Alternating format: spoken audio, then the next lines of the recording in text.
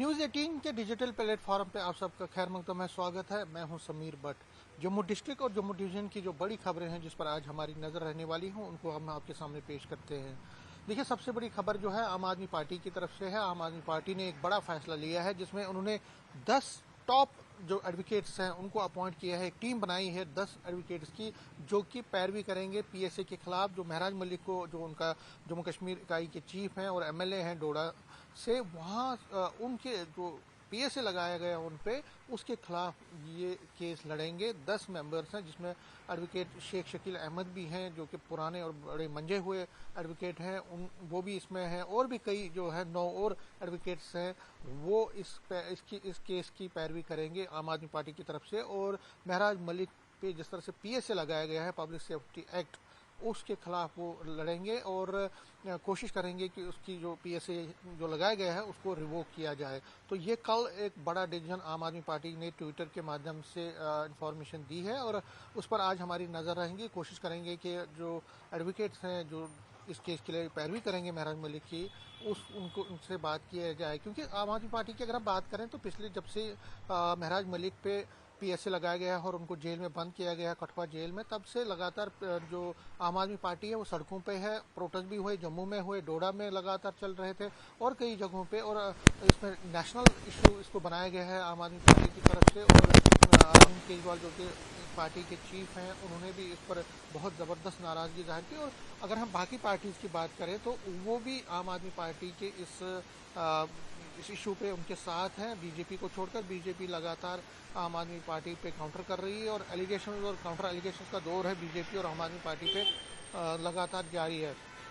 तो कहीं ना कहीं अब आम आदमी पार्टी ने अब लीगल रूट इस्तेमाल किया। पहले सड़कों पे वो थे, अब लीगल रूट किया था। और अभी संजय सिंह जब जम्मू आए थे तो उन्होंने भी ये वाजे कहा था कि हम इसको एक लीगली तौर पर फाइट करेंगे। तो फिलहाल लीगली उसको फाइट किया जा रहा है। और अब जो है जम्मू कश्मीर हाई कोर्ट में पीएसए जो लगाया गया महराज मलिक, उसके खिलाफ अब बात की जाएगी। तो फिलहाल ये बड़ी खबर है जो कि आज।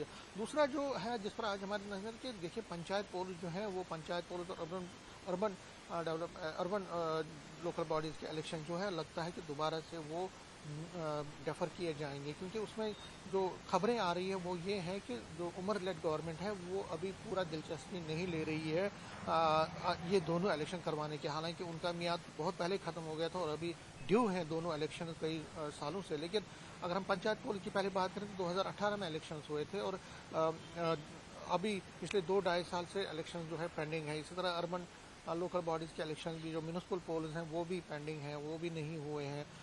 तो हो क्यों नहीं रहे हैं? क्योंकि उमर लेड गवर्नमेंट जो है उनकी प्रायोरिटी है कि किस तरह से स्टेटहुड का रेस्टोरेशन हो। वो उस प्लान पे काम कर रहे हैं। वो चाहते हैं कि वो पहले रेस्टोरेशन ऑफ स्टेटहुड हो, रियासत का दर्जा बहाल हो, और उसके बाद वो इलेक्शन, चाहे वो लोकल बॉडीज़ के इलेक्शन हैं, चाहे वो पंचायत पोल के इलेक्शन हैं, चाहे वो बीडीसी डीडीसी के पोल्स हैं, वो उसमें उसके बाद करवाना चाहिए। लेकिन फिलहाल जो सबसे बड़ी जो उनकी चिंता है या सबसे बड़ी जो फिक्र है, वो जिस प्लान पे वो लड़ रहे हैं वो है रियासत के दर्जे के लिए। तो रियासत के दर्जा जब तक बहाल नहीं होता तब तक वो नहीं करना चाहते हैं ये इलेक्शन। दो चीज़ों पे लग रहा है कि दो चीज़ें ऐसी हो रही हैं कि जिसपे लग रहा है कि ये डेफर ही होंगे। पहला तो ये जो ओबीसी कमीशन बनाया गया था जिसकी रिकमेंडेशन भी आई थी, reservation of in panchayat board OBCs के लिए, जो रिजर्वेशन था उनकी सीट्स के रिजर्वेशन के लिए एक कमीशन बनाया गया था, ओबीसी कमीशन, जो ओबीसी कैटेगरी के लोगों को रिजर्वेशन देना था इन पंचायत बोर्ड। उसके रिकमेंडेशन रिपोर्ट भी आई है लेकिन उन रिकमेंडेशन को अभी तक इम्प्लीमेंट नहीं किया गया है। एक तो ये साइन है। दूसरा ये है कि स्टेट इलेक्शन कमीशन पिछले कई 4 महीने से लगातार खाली है, वो पोस्ट ही खाली है जम्मू कश्मीर में। स्टेट इलेक्शन कमीशन जो थे पुराने, उन्होंने वो उनका टेन्योर खत्म हो गया, उसके बाद नया स्टेट इलेक्शन कमीशन अभी बना नहीं है। तो ये भी एक इंडिकेट कर रहा है कि स्टेट इलेक्शन कमीशन को ही पंचायत पोल करवाने होते हैं। आपको याद होगा BR शर्मा थे स्टेट इलेक्शन कमिश्नर, लेकिन उनका मियाद 4 महीने पहले वो रिटायर हो गए, लेकिन उसके बाद उस वैकेंसी को फिल नहीं किया गया। तो ये भी एक इंडिकेट कर रहा है कि इलेक्शन पर उस पर आज हमारी नजर है। क्योंकि उससे पंचायत पोल की जो बॉडीज़ हैं वो बहुत ज़्यादा दुखी हैं, अपसेट हैं वो, और वो कहीं ना कहीं टारगेट कर रही हैं सरकार को कि ये क्यों डिले हो रहे हैं। तो ये बड़ी खबर।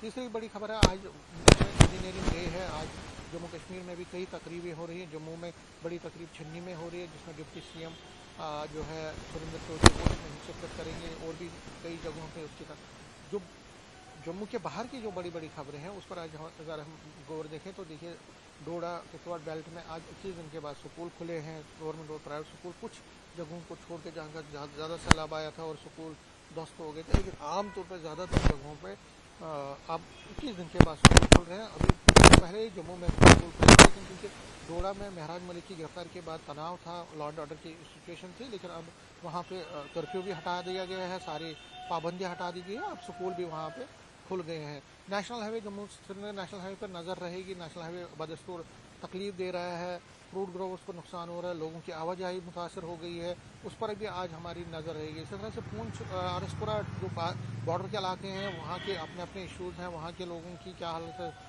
सैलाब की स्थिति के बाद क्या वहाँ की हालात हैं, उस पर भी आज हमारी नज़र रहेगी। तो कुल मिला के अगर हम देखें तो जम्मू में जो बड़ी छोटी खबरें हैं उस पर आज हमारी नज़र रहेगी। कैमरामैन चांद के साथ में समीर भट्ट, न्यूज़ 18 जम्मू।